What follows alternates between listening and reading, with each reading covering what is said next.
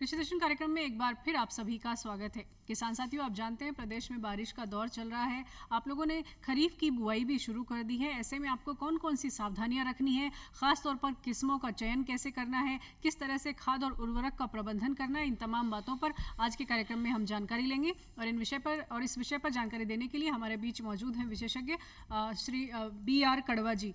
आप मुख्य प्रबंधक हैं विपणन, राजस्थान राज्य बीज निगम जयपुर में। सर, आपका कार्यक्रम में बहुत बहुत स्वागत है। नमस्कार सर, सबसे पहले तो हम यही जानना चाहेंगे, बारिश का दौर शुरू हो गया है और किसान साथी बुआई करने लगे हैं, तो बीजों का चयन कैसे करें, बुआई में कौन कौन सी वो खास बातें हैं जिनका वो विशेष ध्यान रखें? वैसे तो काश्तकार भाई जान रहे हैं, इस साल ताऊते तूफान आया था, उस समय बारिश हुई थी, उस समय कुछ काश्तकारों ने बुआई कर ली थी। और अब जो ये बारिश का 2 महीने के बाद में दौर आया है, तो भी पूरी जगह अभी पूरी बारिश हुई नहीं है। अगर देखा जाए कि 2 दिन के अंदर जो अलवर, भरतपुर और ये जयपुर का उधर दिल्ली साइड के एरिया के अंदर बरसात हुई है, तो जहाँ अच्छी बारिश हुई है काश्तकार भाइयों को वहाँ सोइंग करनी चाहिए। और 2-3 दिन का जो बारिश का दौर है, तो ऐसा माना जा रहा है कि 1-2 दिन में पूरे राजस्थान के अंदर बारिश हो जाएगी। तो चूँकि ये 19 जुलाई हो चुकी है, तो कुछ लेट हो जाए। बारिश जो है खरीफ की अमूमन जो मानसून आता है वो 7 जुलाई तक आ जाता है, तो कुछ देरी से हो। तो इस समय काश्तकार भाइयों से यही निवेदन है कि जो कम समय में पकने वाली फसलें हैं उनकी बुआई करनी चाहिए। मुख्य रूप से अगर दलहनी फसलों में देखिए तो आप है, मूंग है, मोठ है, इसी प्रकार गंवार है, या मानसून को देखते हुए बुआई का विशेष ध्यान रखना चाहिए। क्योंकि किसान साथियों, अगर आपकी कोई कृषि संबंधी समस्या है तो आप हमें फ़ोन भी कर सकते हैं। हमारा फ़ोन नंबर है 2704-999। दूसरा नंबर है 2704-098। और अगर आप जयपुर का STD कोड लगाना चाहें तो जयपुर का STD कोड है 0141। आप टीवी की आवाज़ धीमी रखें जब भी आप फ़ोन करें। तो सर, बीज का चयन करने से लेकर और बुआई करने तक की एक लंबी प्रक्रिया है, और सबसे महत्वपूर्ण है कि अधिक उत्पादन तभी मिलेगा जब आप अच्छी किस्म के बीज का चयन करेंगे। तो बीज के चयन में विशेष क्या बातें ध्यान रखें? देखो, मुख्य रूप से फसल का चयन और उसके साथ साथ में बीज का चयन 2 महत्वपूर्ण बिंदु है। तो सबसे पहले फसल का चयन इसलिए करना चाहिए क्योंकि अब जो अपने को ड्यूरेशन मिल रहा है, काश्तकार भाई को ड्यूरेशन कम हो गया। अगर लंबे समय होता तो लंबे समय से पकने वाली फसल ले सकते थे, किंतु अब शॉर्ट ड्यूरेशन रह गया। तो जो काश्तकार भाई जिन्होंने पहले फसलें बो रखी है, वो तो इस समय निराई गुड़ाई करे बारिश होने के बाद में, और जो नई फसलें बोना चाह रहे हैं वो है मुख्य रूप से, जैसे मैंने अभी आपसे चर्चा की है, मूंग है, मोठ है, गंवार है, जो दलहनी फसलें हैं। इसी प्रकार अगर कोई काश्तकार भाई बाजरा बोना चाहिए तो बाजरा के अंदर भी जो छोटी किस्में कम समय में पकने वाली है, उन वेराइटीज़ का समावेश करके वो है अच्छी उपज ले सकते हैं। तो बाजरा के अंदर जो है HSB 69 सबसे अच्छी वैरायटी है। इसके अलावा पूरे राजस्थान में इसका नहीं, ये जो आपके वेस्टर्न राजस्थान जो कम समय में पकने वाले, क्योंकि बाजरा मुख्य रूप से वेस्टर्न राजस्थान की मुख्य फसल है। दूसरी जो इधर अपना बात करें कि पूरी राजस्थान की बात करें, तो इसमें लंबे समय से बाजरा की पकने वाली किस्में चाहिए। एक किसान साथी हमारे साथ जुड़ गए हैं, पहले उनसे बात करते हैं। Hello hello hello hello. हाँ जी, नमस्कार, कौन बोल रहे हैं? जी नमस्कार लता मैडम। नमस्कार जी, पूछिए अपना सवाल। जी मैडम, मेरा नाम श्याम सुंदर गौतम है, चपड़ा जिला हमारा राजस्थान से बात कर रहा हूँ। जी श्याम सुंदर जी। जी मैडम, मैं यूँ बोलना चाह रहा हूँ, जैसे कि हमारी मक्का और सोयाबीन की फसल है अभी, तो मैं यूँ बोलना चाह रहा हूँ जैसे कि हमारे उसमें छोटे छोटे पौधे हैं, बारिश हो गई हमारी तरफ, तो उसके बारिश के टाइम में हमें पौधों के लिए किस प्रकार का संरक्षण करना चाहिए? जी, मक्का के कितना खाद, कितना उर्वरक, कितना बीज? जी अभी छोटी अभी फसल आपने ली हुई है मक्का की, कड़वा जी क्या करें इसमें? देखो, आपने सही कहा। हड़ौती किस्म के अंदर पहले बुआई बरसात हो गई थी, जिससे बुआई हो चुकी है। जो मक्का और सोयाबीन की फसल खड़ी है, उस समय चूँकि अभी बारिश हो रही है, बारिश होने के बाद में जो ही वो खेत जुताई लायक हो है या उसके अंदर क्या होता है, खरपतवार निकालने लायक खेत है, उसमें नमी कम हो, तो पहले उसके अंदर खरपतवार निकालने के लिए भी मैकेनिकल तरीके से निकालेंगे, तो उससे खेत की जुताई हो जाएगी और जड़ों का एरिएशन हो जाएगा। उसके बाद में जो इसकी आपकी जो उर्वरक की जो डोज है, वो सेकंड डोज है, वो दे सकते हैं रिकमेंडेशन के आधार जी पर। जी। और अगर पानी ज़्यादा भर जाए खेत में तो क्या उसका भी उन्हें निदान करना चाहिए? पानी की निकासी की व्यवस्था होनी चाहिए, क्योंकि अगर बारिश ज़्यादा हो जाती है और पानी खड़ा रहता है तो फसलें सड़ जाती है, गल जाती है, तो उसका भी काश्तकार भाइयों को ध्यान रखना चाहिए। जी जी। सर, आप चूंकि बीज निगम में मुख्य प्रबंधक हैं, आपसे बात जानना चाहेंगे, जो किसान साथी बीज उत्पादन कार्यक्रम लेना चाहे, क्योंकि बुआई का दौर अभी शुरू हुआ है, तो उसके लिए क्या उन्हें रजिस्ट्रेशन कराना पड़ता है? इसकी प्रक्रिया क्या होती है? कैसे बीज उत्पादन कार्यक्रम ले सकते हैं? सभी काश्तकार भाई अच्छी तरह से जानते हैं कि राजस्थान राज्य बीज निगम है वो उन्नत क्वालिटी का बीज पैदा करता है, विपणन करता है। तो बीज जो पैदा किया जाता है, बीज की जो प्रक्रियाएं होती है, बीज जो तीन श्रेणी का होता है। पहले होता है ब्रीडर सीड, फिर होता है फाउंडेशन सीड, और उसके बाद में होता है सर्टिफाइड या प्रमाणित बीज। तो जो ब्रीडर सीड होता है वो वैज्ञानिक पैदा करके RSSC बीज निगम या दूसरी उत्पादक संस्थाएं लेती है। तो जो काश्तकार भाई बीज निगम प्रक्रिया को अपनाना चाहता है या अपने खेत के ऊपर बीज उत्पादन करना चाहता है, वो जो हमारी संबंधित संयंत्र है या यूनिट है बीज निगम की, उसके ऊपर जाकर के उसको रजिस्ट्रेशन कराना होता है। सरकार ने इस साल से क्या किया है कि ऑनलाइन रजिस्ट्रेशन शुरू कर दिया है। एक राज साथी पोर्टल जो है, राज किसान साथी पोर्टल है, उसके अंदर जो विभाग की सभी सुविधाएं हैं वो भी इसके ऊपर है। और इसके लिए जो काश्तकार सर, इस पर आगे जानकारी मैं आपसे लेना चाहूंगी, इसको हम कंटिन्यू करेंगे। पहले किसान साथी से फोन पर बात करते हैं। हेलो हेलो, कौन बोल रहे हैं? हेलो,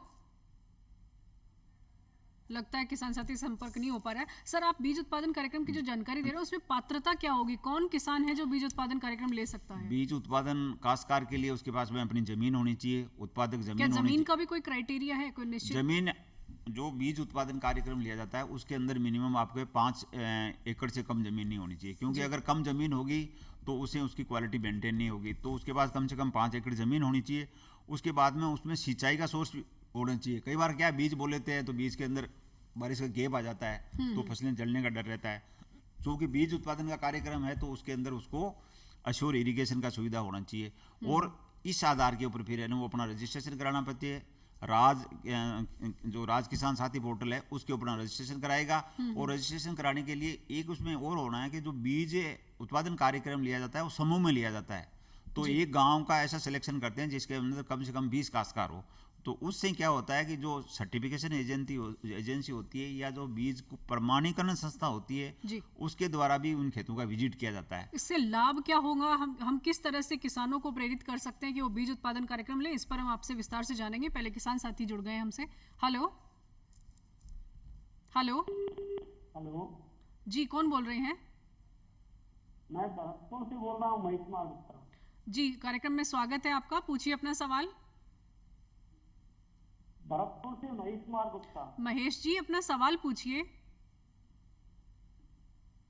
सवाल हमारा ये है कि हमारे यहाँ बम्मा है और उसमें खेत में सवाल ये है कि खेत में पानी आ जाता है और पानी आने से फसल नहीं हो पाती है। 3-4 साल से पूरा एरिया खाली पड़ा है। तो हमें कौन सी फसल वहाँ पे करनी चाहिए ताकि ये समस्या खत्म हो? जी।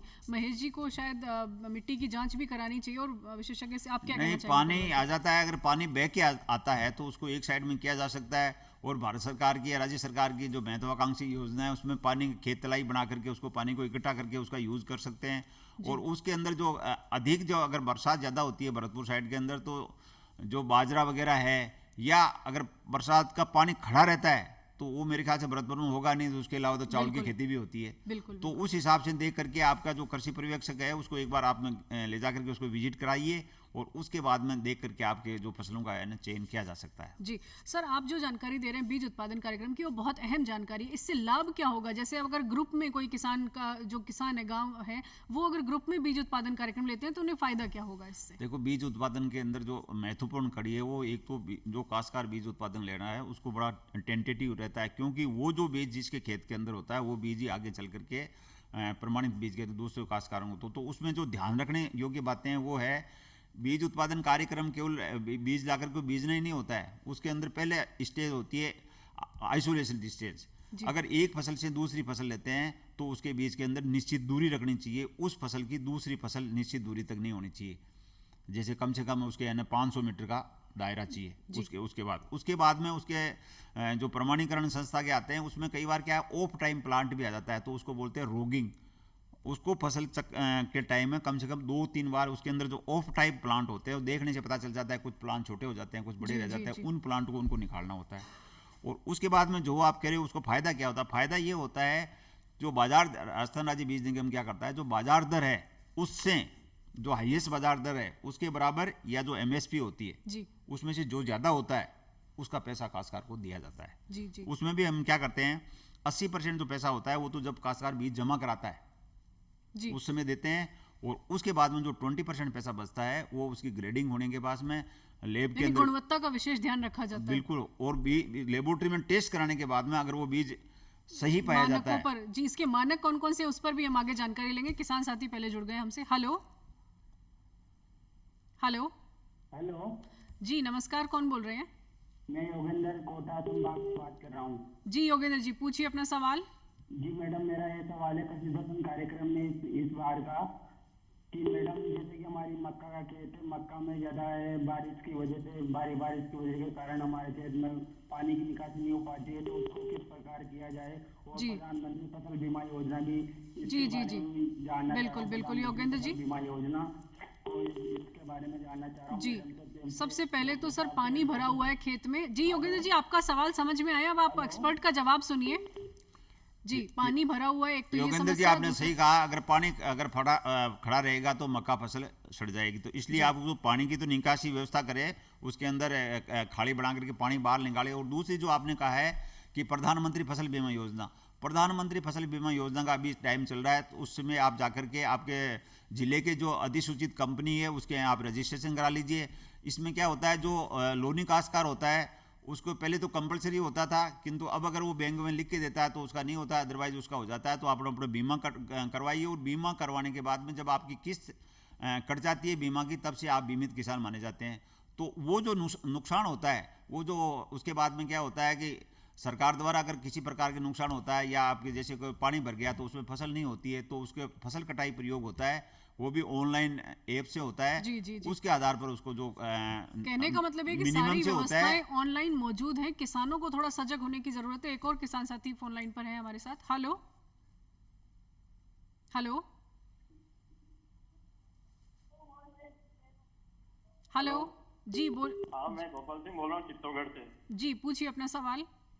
मैं ये पूछ रहा था मैडम, वो क्या है कि हमारे मक्का की फसल बो रखी है, उसमें क्या समस्या है मक्का की फसल में? इलेन लग पड़ रही है, जी कीड़े। जी जी कड़वा बिल्कुल, जी। आजकल आपके चित्तौड़ एरिया के अंदर फाल आर्मी वॉर्म जो एक जी जी बिल्कुल आप सही फरमा रहे हैं गोपाल जी, आप सुनिए, एक्सपर्ट गोपाल जवाब जी, दे रहे हैं। आपके जो फाल आर्मी वॉर्म करके एक लोग लट लग रही है, उससे काफ़ी नुकसान हो रहा है। तो उसके लिए आप अपने खेत का विजिट कर रहे हैं, और जो ही इस फसल का प्रकोप आपको नजर आए तुरंत आपको दवाई का स्प्रे करना है। इसके लिए राज्य सरकार द्वारा भी दिशा निर्देश जारी कर चुके हैं, और ये 2-3 साल के अंदर आपके चित्तौड़ एरिया के अंदर काफ़ी नुकसान पहुंचा रही है। तो जो फाल आर्मी वॉर्म जाम का जो एक कीड़ा है, तो उसका आपको कंट्रोल करना जरूरी है। उसके लिए आप पेस्टिसाइड छिड़क करके खेत के अंदर उसका नियंत्रण कर सर, सकते हम हैं। देख रहे हैं कि बहुत सारे किसान साथी मक्का की फसल के बारे में जानकारी ले रहे हैं और मक्का की फसल की बुआई कर चुके हैं वो लोग। तो और क्या विशेष सावधानियां मक्का की फसल में देख सकते हैं इस सप्ताह के दौरान? देखो, क्या हो सकता है? मक्का है ना, आपके जो हड़ौती और उधर वाले जो जहाँ की ज़मीन कठोर होती है और जहाँ कुछ बारिश ज़्यादा होती है, उस एरिया की मक्का एक प्रमुख फसल है। और अगर अपने देखा जाए तो बांसवाड़ा उधर उस साइड के अंदर तो 3 सीजन के अंदर मक्का बोई जाती है। तो मक्का के लिए सबसे ध्यान देने योग्य चीज़ ये है कि इसके अंदर जो ये नया कीट आया ना फाल आर्मी वॉर्म, जैसे अभी गोपाल सिंह जी पूरे, तो इसका नियंत्रण करना बहुत जरूरी होता है। ये क्या करता है, पहले पत्तियों को खाता है, पत्तियों को खाने के बाद के अंदर पूरे पौधे को चट कर जाता है। तो उसको आइडेंटिफाई करके उसके ऊपर पेस्टिसाइड का छिड़काव करके उसको नियंत्रण करना चाहिए। जी जी बीज उत्पादन कार्यक्रम लेने के लिए किस तरह के कागजों की जरूरत पड़ेगी किसान साथी? बीज उत्पादन के लिए आपको जमीन का एक तो टाइटल चाहिए, जमीन किसके नाम ले सकते हो। और इसमें जो मैक्सिमम है वो 25, एक काश्तकार को हम 25 एकड़ तक का बीज उत्पादन कार्यक्रम देते हैं। जी अगर वो परिवार के लोग हैं तो एक से अधिक लोग मिलकर के ज़्यादा भी ले सकते हैं।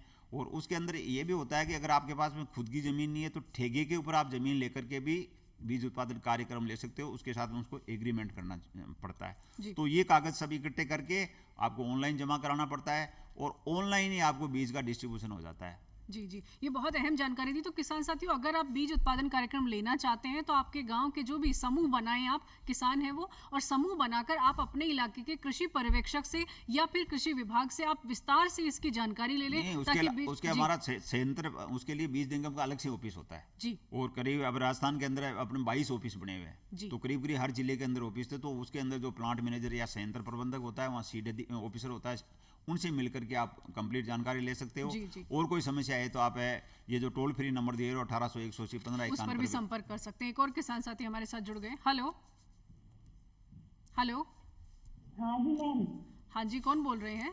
मीनाक्षी बात कर रही हूँ। जी मीनाक्षी, कार्यक्रम में स्वागत है आपका, पूछिए अपना सवाल। हमारे ना खेत में सोयाबीन उसमें ना इससे लग रही है। मीनाक्षी, आपकी आवाज नहीं सुन पा रहे हैं ठीक से हम। हमारी सोयाबीन है ना, जी जी, सोयाबीन की फसल आपने ली हुई है? हाँ जी, उसमें ना इससे लग रही है। जी, सोयाबीन में कीट लग रहा है सर, इस वक्त क्या करें? हाँ, सोयाबीन में इनके मीनाक्षी जी के सोयाबीन के अंदर इली लग रही जी, है। जी।